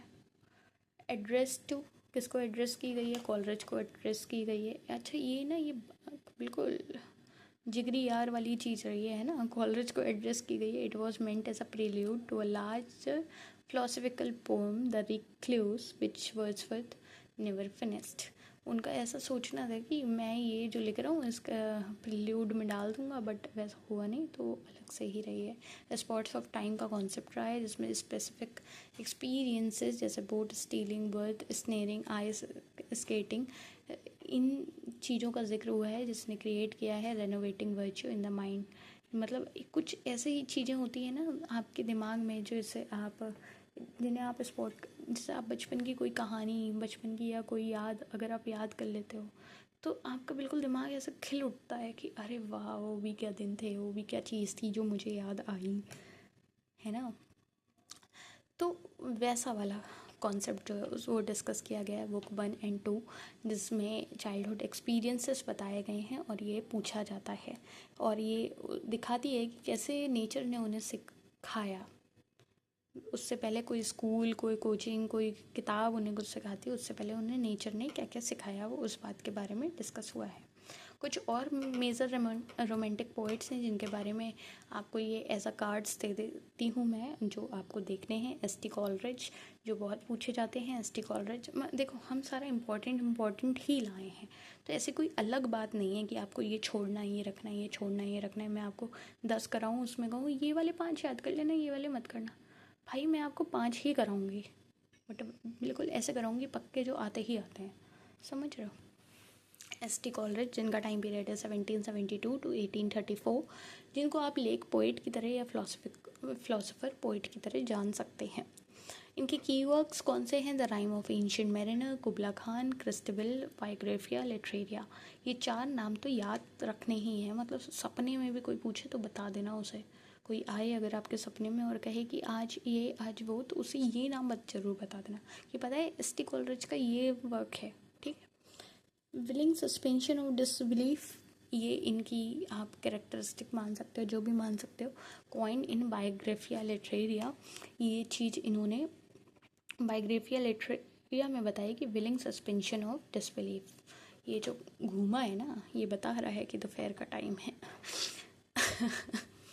Readers accept the supernatural if the poet gives human interest and emotional truth. Foundational literary criticism concept है ये कि रीडर एक्सेप्ट कर लेते हैं सुपरनेचुरल अगर पोइट उन्हें ह्यूमन इंटरेस्ट और इमोशनल ट्रुथ के साथ वो चीज़ बताए। तो willing suspension of disbelief, fancy और इमेजिनेशन, जो मैंने आपको बायोग्राफी लिटरेरिया का चैप्टर 13 का बता दिया है कि फैंसी मेरली रीअरेंजेस मेमोरीज, और वहीं पे इमेजिनेशन प्राइमरी और सेकेंडरी बताई हैं। प्राइमरी क्या है? क्रिएटिव है, डिवाइन लाइक है, और सेकेंडरी क्या है? वो प्राइमरी को इको करती हैं बट ह्यूमन कॉन्शियसनेस में, है ना। प्राइमरी आप समझ सकते हैं रॉ है, और ह्यूमन सेकेंडरी क्या है? आर्टिस्टिक है। This distinction is crucial for exams, ये आते हैं। एसएम प्लास्टिक पावर, ये आपको नया लग रहा होगा बट नया नहीं है, ये समझ लो कॉलरिज का टर्म है for imagination ability to fuse disparate things into unity, कुछ ऐसे अलग अलग चीज़ों को एक तरफ डाल देना, एक साथ डाल देना क्रिएटिवली, ऐसा सोच के, है ना। डैट इज सिम्प्लास्टिक पावर, ठीक। वहीं राइम ऑफ एंशिएंट मैरिनर अगर मैं बात करूँ तो इनका जो कंट्रीब्यूशन रहा है लिरिकल बैलेड में, वो आप देखोगे शूटिंग ऑफ एल्बाट्रॉस आपको देखने को मिलेगा, जिसमें दिखाया गया है sin against nature as a guilt, punishment, penance, redemption और गॉथिक सुपरनेचुरल मॉरल एलिगरी का यूज़ हुआ है।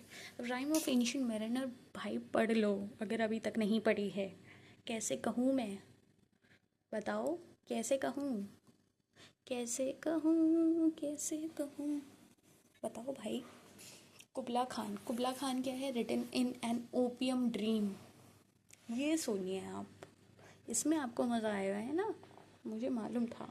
कुबला Khan, written in an opium dream, allegedly, और ये एक इनकम्प्लीट फ्रेगमेंट है, कैसे ही पूरा हो सकता था।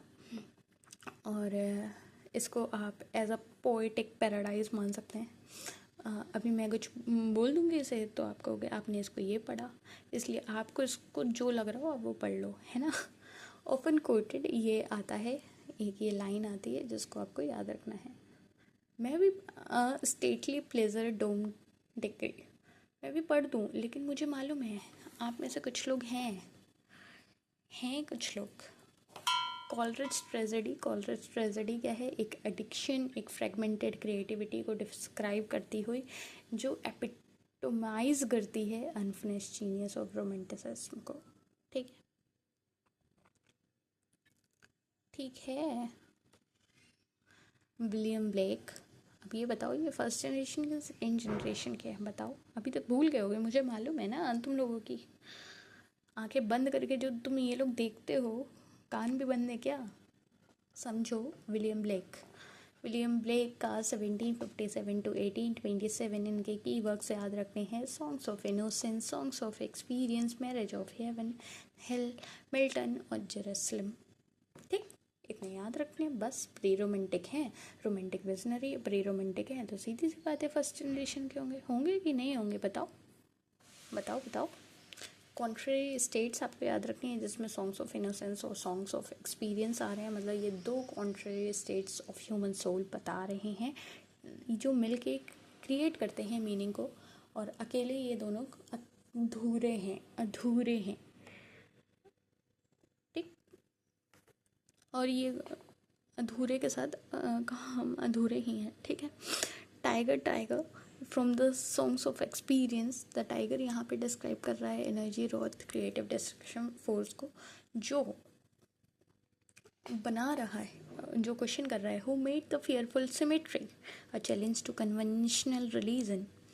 द लैम्प भी आता है। लैम्प क्या करता है? ये सॉन्ग्स ऑफ इनोसेंस से आया है, जो रिप्रेजेंट कर रहा है Christ, innocence, डॉसिलिटी।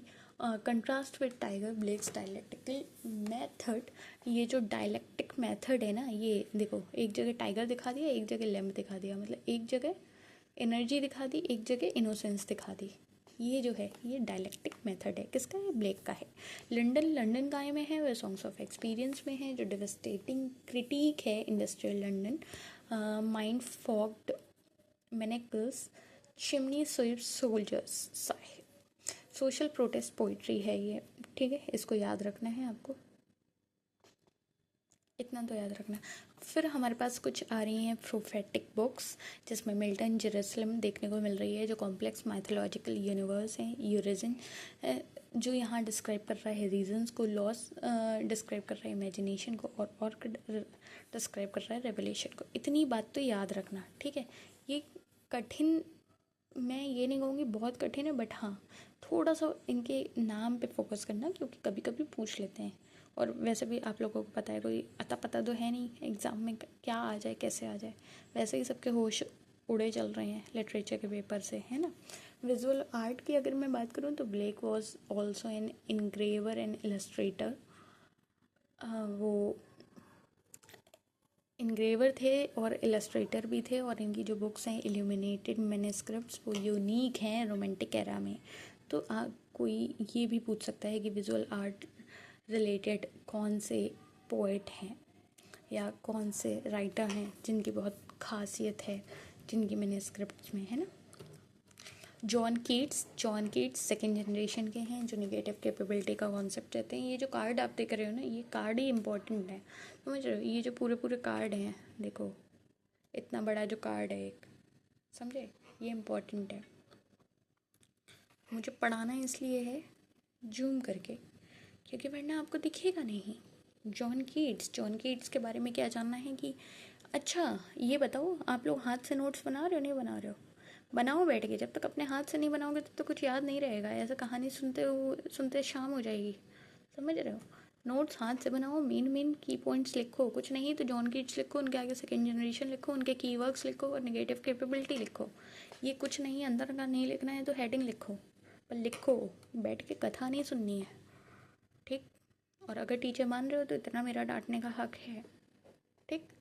Odd to a nightingale, ode on a Grecian urn, to autumn, la belle dame, sans merci, Lamia, the eve of Saint Agnes और हाइपोरियन। ये इनके की वर्क्स हैं जो आपको याद ही रखने हैं। 1795, 1821। मतलब मैं तो आपको बता भी नहीं सकती मैं किस टाइम पे ये बैठ के कर रही हूँ और मेरा हाल क्या है, बट हाल की बात नहीं करते हैं, बात की बात करते हैं कि जॉन गेट्स का क्या क्या याद रखना है। नेगेटिव कैपेबिलिटी आपको याद रखनी है। इनका जो लेटर 1817 का है उसको देखने को मिली है इसकी नेगेटिव कैपेबिलिटी। भाई यार 1 घंटे में इतनी बार मैंने नेगेटिव कैपेबिलिटी बोला है, अब तो आ रहा होगा ना। The ability to remain in uncertainties, mysteries, doubts without any irritable reaching after the fact and reason. आ रहा है ना, मतलब कि एक इंसान, एक पोएट, इंसान नहीं एक पोएट कंफर्टेबल होना चाहिए एम्बिगिटी से। Anti systematic, anti Coleridge statement जो आप मान सकते हैं, ठीक है। Beauty is truth, truth beauty. इस ये क्या है, फाइनल लाइन्स हैं ओड ऑन ग्रीसियन अर्न की। यहाँ पे जो अर्न है वो बोलती है एस्थेटिक एक्सपीरियंस। यहाँ पे जो दिख रहा है वो है एक फॉर्म ऑफ इटर्नल ट्रुथ जो हाईली डिबेटेड फिलोसफिकल क्लेम है, ठीक। सेंसुअसनेस मैंने बताई थी कि नेचर को बर्थवर्थ अलग तरीके से देख रहे थे, कीट्स अलग तरीके से देख रहे थे। तो सेंसुअसनेस कौन देख रहा था, कीट्स देख रहे थे।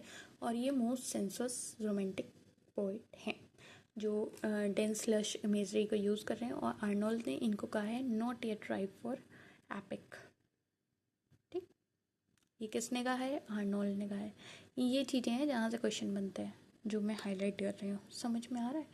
ओड फॉर्म क्या है, ओड फॉर्म ये है कि Keats perfected the ode. Each great ode explore a different aspect, mortality किस में दिख रही है मुझे, नाइटिंगेल वाली में दिख रही है। परमानेंस ऑफ आर्ट किस में दिख रही है, अर्न में दिख रही है। सीजन्स और एक्सेप्टेंस मुझे किस में दिख रही है, टू ऑटम में दिख रही है। अच्छा, ओड का मतलब तो मालूम होगा ना भाई, आप पोस्ट ग्रेजुएशन के स्टूडेंट हैं, मैं आपको बार बार याद दिलाना चाहती हूँ। और दूसरी बात मैं ये याद दिलाना चाहती हूँ कि हम लोग बचपन से ओड पढ़ते चले आ रहे हैं कि ode to nightingale, ode to autumn. तो अब ओड का मतलब तो नहीं बताऊंगी मैं। और कोई महानुभाव हो तो वो जरा कमेंट डाउन कर दे ओड का मतलब, जिससे जिन्हें ना पता हो, जो शर्म के मारे पूछ भी ना रहे हो उन्हें पता लग जाए, ठीक है। ज़रा कमेंट डाउन कर दो बेटा।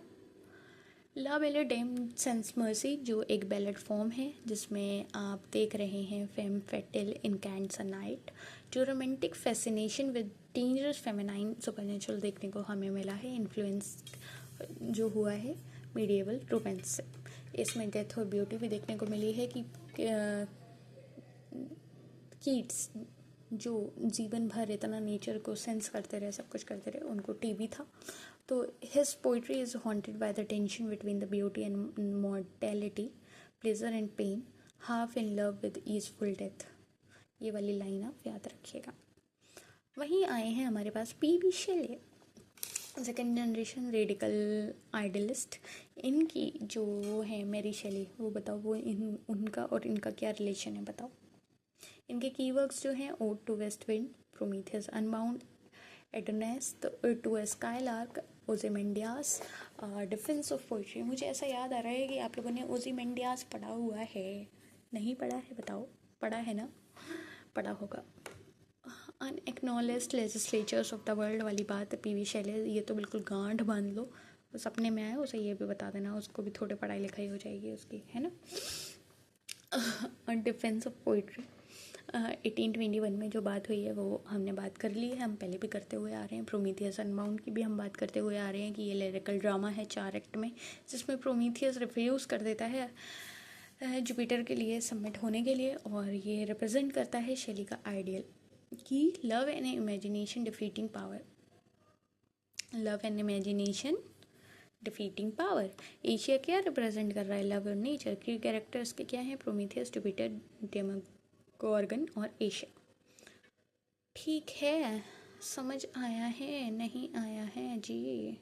लव एंड इमेजिनेशन डिफीटिंग कहाँ हो पावर, ठीक। चलो ode to west wind, ode to west wind में हमने देखा कि Shelley wants the wind to scatter his words like leaves. वो चाहते थे कि जो विंड है वो स्कैटर करते हैं उनके वर्ड्स को लाइक लीव्स। ठीक है, ओड टू वेस्ट विंड, मुझे लगता है आपने पढ़ा हुआ होगा, रिवोल्यूशनरी आइडियाज़ जो स्प्रेड कर दे अक्रॉस द वर्ल्ड। एंड अच्छा चलो मुझे ये बताओ, आपको वो याद आया नहीं आया कि हमने जब 3 अलग अलग पढ़े कि ये सेंसस वाले हैं, ये नेचर वाले हैं, तो वैसे हमने जब ये पढ़ा था कि ये पॉलिटिकल वाले हैं, है ना? ये नहीं पढ़ा था, बताओ। हमने ये पढ़ा था ना कि ये वो, अच्छा सब छोड़ो, ये सोचो कि ode to the west wind में शैली ये चाहते हैं कि उनके आइडियाज़ को, उनके वर्ड्स को, जो विंड है वो इतनी तेज चले, ऐसे चले कि वो पत्तियाँ, जैसे पत्तियाँ उड़ जाती हैं तेज हवा में, वैसे उनके वर्ड्स उड़ जाएं। उससे क्या हो कि जो रिवोल्यूशनरी आइडिया है वो पूरी दुनिया में फैल जाए। इसके फेमस फाइनल लाइन अगर आपको याद रखनी है तो ये याद रखिए कि if winter comes can spring be far behind, जिसमें होप भी है और डिस्पेयर भी है। ओzymandias जो sonnet on the hubris of power, the great king's statue crumbles, all human empire falls, anti authoritarian message है। Sonnet on the hubris of power, Ozymandias पढ़ा है बेटा? नहीं पढ़ा है? अगर नहीं पढ़ा है तो पढ़ लो यार, प्लीज़ पढ़ लो। और कैसे कहूँ मैं, बताओ? प्लीज़ भी बोल दिया, मैंने बोल दिया, प्लीज़ सोचो। जैसे मैं प्लीज़ प्लीज़ छोड़ो, बात की बात है, किसी दिन फुर्सत में बैठ गई ये भी गल्ला करेंगे, है ना? एडोनियास अगर हम देखें तो ये एल्गी है for Keats, modelled on Greek pastoral elegy. Shelley blame किए थे क्रिटिक्स को, पर्टिकुलरली क्वार्टरली रिव्यू जब कर रहे थे तो वो कीट्स चित्र के लिए क्रिटिक किए थे, और ये इसको हिस्टोरिकली हम गलत मानते हैं लेकिन ये पोइटिकली पावरफुल है। ठीक, फिलोसफी अगर मैं देखूँ तो इनकी फिलोसफी रिलेटेड रही है प्लेटोनिक आइडियलिज्म, एथेइज्म, सोशलिज्म से। The most radical of all Romantics, जिसकी वजह से इनको कहा है रेडिकल आइडियलिस्ट। ठीक, लॉर्ड बायरन, लॉर्ड बायरन अब ये भी सेकेंड जनरेशन के हैं। द बायरनिक हीरो, जिसमें हम बात करने वाले हैं उनके की works, Childe, Harold, pilgrimage, Don Juan, Manfred, the Giaour, she walks in beauty. She walks in beauty आपने पढ़ा होगा, डोंट से आपने नहीं पढ़ा है, मैं डरा नहीं रही हूँ, मैं आपसे बस पूछ ही तो रही हूँ। नहीं पढ़ा है तो आप पढ़ लोगे, आप तो अच्छे बच्चे हो ना, आप तो अपने एक क्या कहते हैं, हाँ आप तो एग्ज़ाम निकलना चाहते हो ना, आप तो चाहते हो ना आपका लिस्ट में नाम आए, तो आप तो पढ़ लोगे शी वॉक्स इन ब्यूटी, है ना? बायरनिक हीरो, बायरनिक हीरो क्या है? प्राउड हैं, रिबेलियस है, मिस्टीरियस है, ब्रूडिंग है, सेक्शुअली मैग्नेटिक है, self destructive, morally ambiguous outsider, influenced countless literary characters like Heathcliff, Rochester, even modern anti heroes. ये जो हीरो, बायरनिक हीरो अभी मैं इतना पढ़ा के आ रही हूँ ना, क्या पढ़ा के आ रही हूँ, जो एंटी हीरो वाला काम कर रहा है वो बायरनिक हीरो अभी मैंने पढ़ाया था यार, अभी मतलब इसी लेक्चर में पढ़ाया, ये भी नहीं है कि मैं आपसे कहूँ 5 दिन पुराने लेक्चर में जाऊँ। बायरनिक हीरो पढ़ा के आई हूँ मैं। ये भी पढ़ाया है, हेरोल्ड्स पिलग्रिमेज। ये क्या था? इसने, ये ऐसी चीज़ थी, मतलब ये ऐसा वर्क था जिसने बायरन को रातों रात फेमस कर दिया। A romantic wanderer travels through Europe, thinly distinguished autobiography, Ottavio Rima से later modified to Spencerian Stanza। अब Spencerian Stanza अगर आपको नहीं पता है बाबू, तो आपको, अब तो मैं कहूँगी जाओ डे 1 डे 2 देखो, क्योंकि मैं सारी चीज़ें ऐसे ही कवर करके ला रही हूँ अच्छे से, और आप नहीं कर रहे हो, गलत बात है ये तो, है ना? चलो, आप भी चाहते हो ना कुछ ऐसा मैं पोस्ट करूँ कि रातों रात वायरल हो जाऊँ, ये वाली हाँ ऑडियो। ओ भाई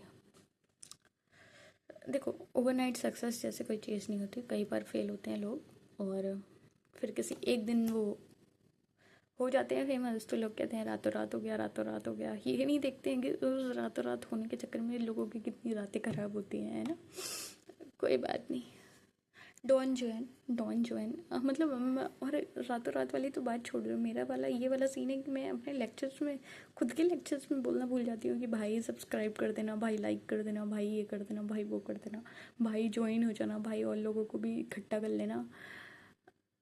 आई एम लाइक कि भाई मेरा पढ़ाने का मन है, मैं पढ़ाती हूँ, मुझे पढ़ाना अच्छा लगता है। मैं चाहती हूँ लोगों तक सही इन्फॉर्मेशन पहुँचे, सही चीज़ें पढ़ाई जाएँ, सही वे में पढ़ाई जाएँ, स्मार्टली पढ़ाई जाएँ, तो मैं पढ़ाती हूँ। लोगों को काम पसंद आएगा तो लोग सब्सक्राइब क्या, लाइक क्या, शेयर क्या, कमेंट क्या, सब कुछ करेंगे। आपसे पर्सनली जुड़ना चाहेंगे, है ना।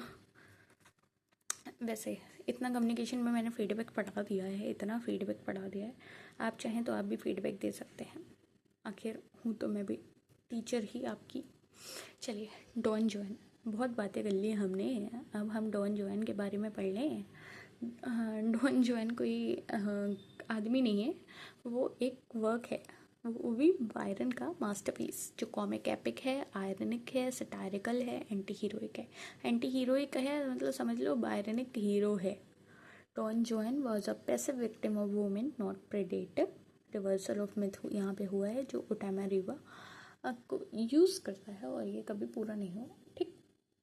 Mad bad and the dangerous to know, जिसमें lady Caroline Lamb famous description है वायरन का, जो कैप्चर करता है हिज सेलिब्रिटी स्कैंडल पर्सोना, ठीक।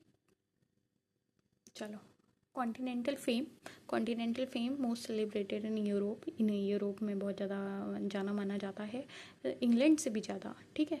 और died fighting for Greek independence, embodied the romantic hero in the real life, ठीक। Oh sorry. चलिए, इतनी बातें हमने पढ़ ली। इतनी बातें पढ़ने के बाद ये हम जैसे आपके लिए टेबल लाते हैं एग्ज़ाम रेडी कंपैरिजन, वो हम लाए हैं। इसमें आपको क्या करना है, बस वीडियो पॉज करनी है और पढ़ लेना है, क्योंकि ये सारी चीज़ें हम पढ़ा के ही आ रहे हैं आपको इतनी देर से। ठीक है, मैंने तो इतनी देर में पानी पिया नहीं है।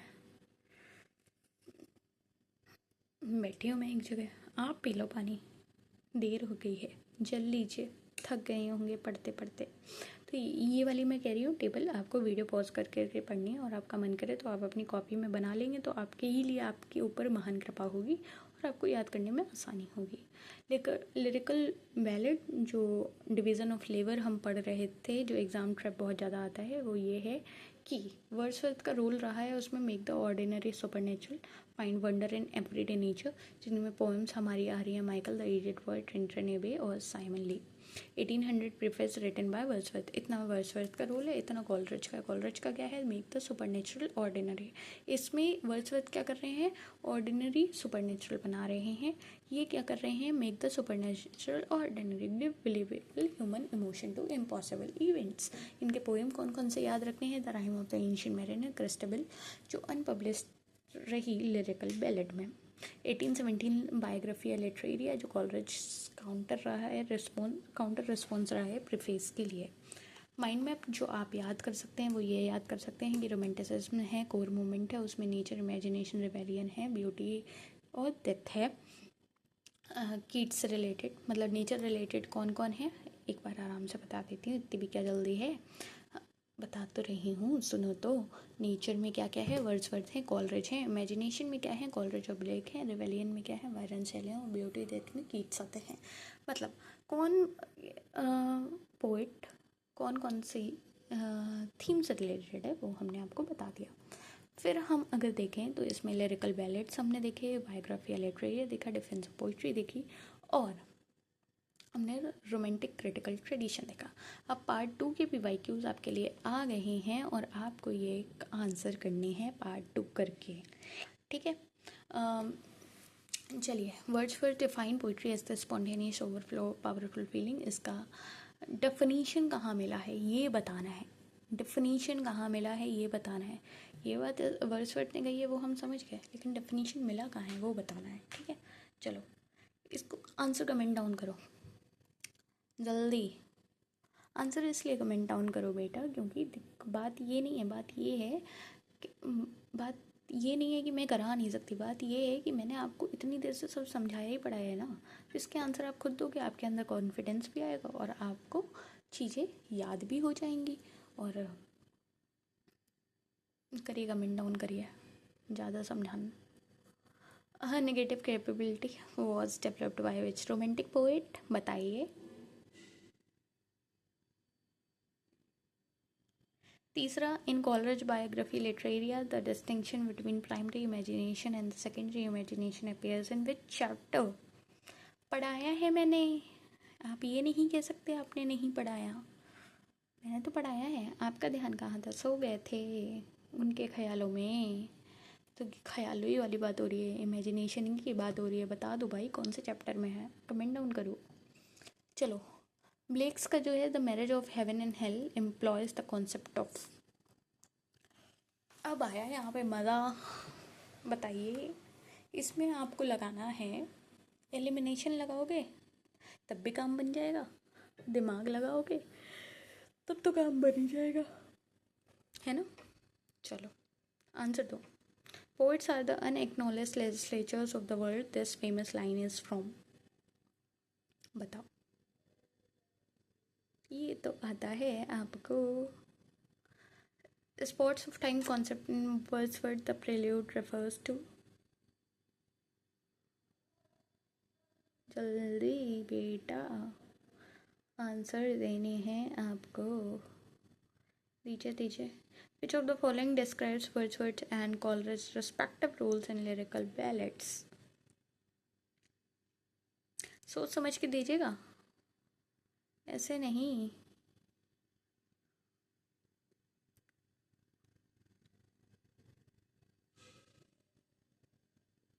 Eighth, Byron Don Juan is written in.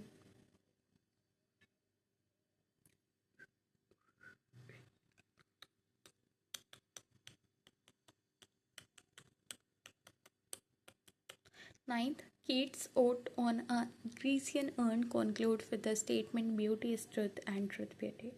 Who speak these lines?